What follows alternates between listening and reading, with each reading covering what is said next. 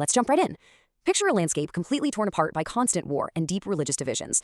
We're talking 16th century India, where competing kingdoms and rival warlords were locked in this seemingly endless cycle of conflict over territory and faith. But out of this chaotic, deeply fractured environment, a massive, unprecedented empire arose, one that would literally go on to shape the modern history of the subcontinent.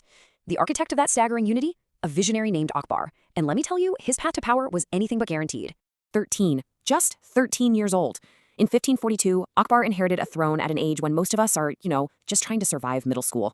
His father, Emperor Humayun, had died suddenly after a freak fall down a flight of stone stairs. And just like that, this kid is left in charge of a precarious, rapidly shrinking kingdom.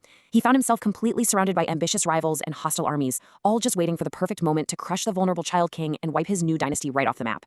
It was the ultimate baptism by fire. Section 1. A boy inherits an empire. Now, history is absolutely full of child rulers who became brief, tragic footnotes, right? Easily manipulated by regents or quietly assassinated by their uncles. But Akbar, he wasn't about to be a footnote. He was about to pull off the most stunning political and military turnaround in Indian history. Instead of crumbling under the immense pressure of the crown, he used his early years to study the brutal realities of power, preparing to take absolute control of his destiny. Section 2. Conquest by the sword. Akbar didn't survive his teenage years by just playing defense. As he grew, he went on the offensive with these relentless, high-speed military campaigns. He actually became famous for his immense physical courage, often personally leading charges into battle on his notoriously aggressive favorite war elephant, Hawaii. Through brilliant cavalry maneuvers and an early devastating use of firearms like the matchlock musket, his armies aggressively pushed back the forces threatening to engulf him, crushing rebellions and absorbing rival kingdoms with absolute precision. The sheer scale of this conquest is wild when you really map it out. He pushed his borders from the freezing, rugged mountains of Kabul in the west, all the way across to the humid, resource-rich deltas of Bengal in the east, and from the towering peaks of the Himalayas in the north, straight down into the fiercely contested Deccan Plateau in the south. He wasn't just taking land, he was forcefully packing drastically different climates, cultures, and fiercely independent kingdoms under one single banner. Just the logistics of moving armies across those geographical extremes, an absolute marvel of 16th century engineering. Moving into Section 3, the genius of tolerance. Conquering territory is one thing, but holding onto it, that is a completely different ballgame. Akbar realized early on that ruling a newly conquered, incredibly diverse population purely by the edge of a sword would just breed endless, exhausting rebellions. The financial and human cost of that would eventually bankrupt his empire. He knew that to build something lasting, he needed a radically different strategy, one that would win minds, command loyalty, and unite his people. In an era defined across the globe by brutal holy wars, his policies were entirely revolutionary. He abolished the jizya, which was a heavy, super unpopular tax specifically on non-Muslims, instantly winning the fierce loyalty of millions of Hindu subjects. He forged powerful alliances by marrying into rival Rajput royal families, and get this, he let his Hindu wives practice their religion freely inside the palace. He even built the Ibadkhana, a house of worship, specifically to invite Hindu, Jain, Zoroastrian, and Christian scholars to debate theology openly with Islamic clerics, absolutely unheard of for the time. He actually took this pursuit of harmony a step further by introducing the Din-e-Ilahi. Rather than forcing one dogmatic religion onto his vast population, Akbar crafted a syncretic philosophy, blending the best ideas from Islam, Hinduism, Zoroastrianism, and Jainism into one unified ethical code. It wasn't really meant to be a new religion for the masses. Actually, scratch that. It was more like an elite discipleship order, promoting universal virtues like piety, vegetarianism, and kindness over strict orthodoxy. It was a deliberate attempt to weave a cohesive cultural fabric for a deeply divided people. Section 4. The illiterate intellectual. To physically represent this tolerant vision, he built Fatehpur Sikri, an entirely new city made of brilliant red sandstone. The architecture itself was a deliberate political statement.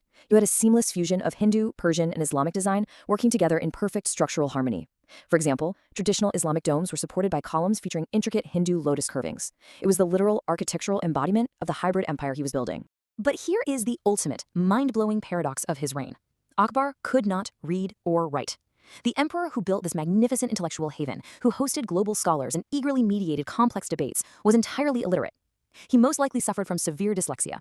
Yet he had a photographic memory and an insatiable curiosity. So he adapted. He had his courtiers read texts aloud to him every single day, turning his illiteracy from a profound weakness into a highly active auditory learning experience. So despite his inability to read, he cultivated an incredibly vibrant intellectual court that completely changed the artistic landscape of the world. He commissioned vast translations of sacred Hindu epics like the Mahabharata into Persian so his Muslim nobility could understand the culture of their subjects. He heavily sponsored royal workshops for intricate miniature paintings, basically birthing the distinct Mughal art style. And he systematically amassed a royal library of over 24,000 brightly illuminated manuscripts. He was an unparalleled champion of the written word without ever writing one himself. Section 5. An idea that endured. By the time of his death in 1605, that highly vulnerable 13-year-old boy had completely transformed the Indian subcontinent. He didn't just conquer a massive territory, he governed it with an enduring idea of unity. He proved that intentional cultural synthesis could create a golden age of wealth, art, and stability, setting a standard that his successors would ride to even greater heights over the next century. 100 million. Just think about that number for a second. When Akbar died, he ruled over roughly a quarter of the entire world's population. His domain was an economic powerhouse, commanding vast shares of global trade. It was an unfathomably large empire, held together not just by military might, but by the powerful central idea that unbreakable strength could actually be forged from immense cultural and religious diversity. Which brings us to a massive question that outlived his empire. Can a nation hold many faiths, many peoples, and still stand as one?